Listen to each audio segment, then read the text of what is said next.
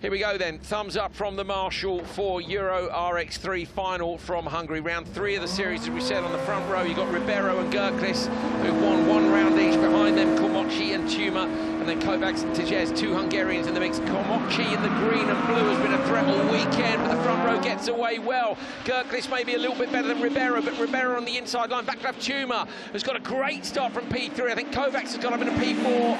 In the background, Tejez is getting murdered by Komochi through turn 2. Komochi ends up P5 from P3 on the grid, but Ribeiro leads, and Tuma has got past Gerklis as well, so Tuma's got up into P2. Komochi into P3, to P4, sorry. Some great passes going on out there. Yorkie went from P3 to P6 up to P4.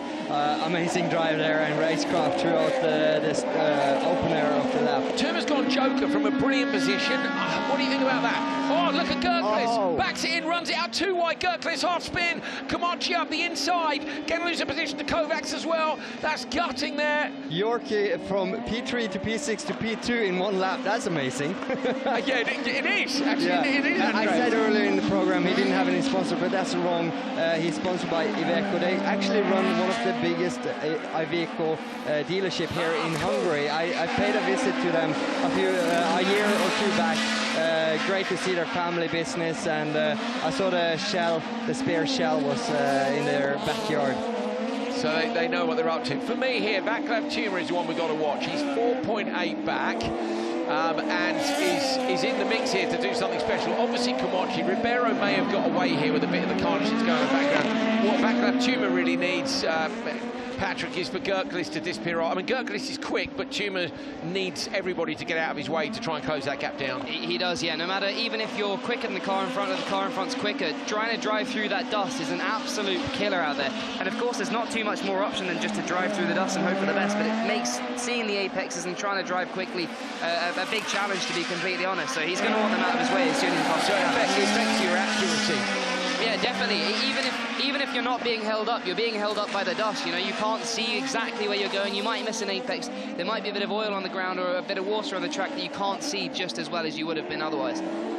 So what's Komochi doing as well? 3.1 is the gap back to Ribeiro. It's a 6-lap final. Is that gap going up or down? We'll keep an eye on it. Nobody goes Joker on this one. I know I've said it before, but got to give it to Ribeiro. I mean, he's pulling in a big gap here now to Yorkie, and 47.4, 47.7, staying consistent up there. Komochi, the gap now 3.4, so looking up, yes, he's gone 4/10 quicker than Komochi again, so Ribeiro getting away.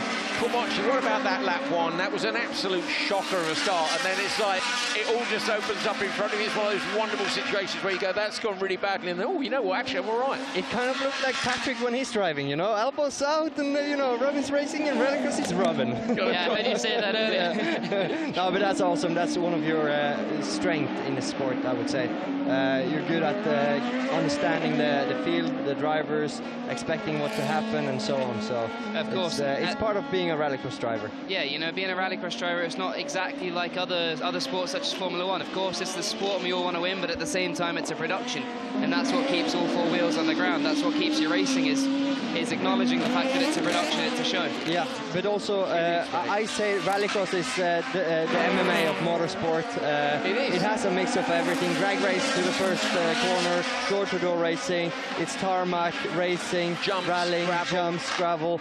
It has it all. But on top of that, it's the unpredictability. You know, as I just saw there, you can be leading one race, and then all of a sudden the other people around you, they can give you a kick to the knee, and you can be on the ground being pounded just as quickly. Absolutely. Ribeiro goes into the joke lap here with a lap to go. This is just to make sure he's covered off Komochi early, and in case he has any problems. Komochi not quite close enough to be able to apply pressure, and hasn't gone Joker anyway, so Komochi and Kovacs will go. Komochi runs a little bit deep as he comes over the crest, so what about Tuma, Andreas? Looking at Vaclav Tuma, what can you see here? Is he going to, at 6.2 back, is he within range of Kovacs, or not really? He's very consistent, but his last lap he dropped over a second to the rest of the field. So I wonder if he's struggling with his tires or if he made a mistake. I know obviously it's pretty tight there, but it's going to be tight between Yorkie and Tuma for that second, third. So this time into the joke lap for Komachi, in goes Kovacs. Watch for Chuma on the inside line, can he steal a podium? I think maybe the time loss on that last lap was too much.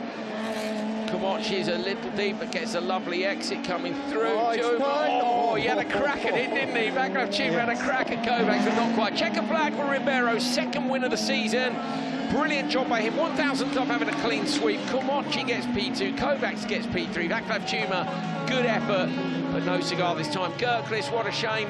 A spin there costing him big time. He's in that championship fight, remember, with Ribeiro. So Ribeiro here, great job with the TQ, just taking a few extra points and getting it done.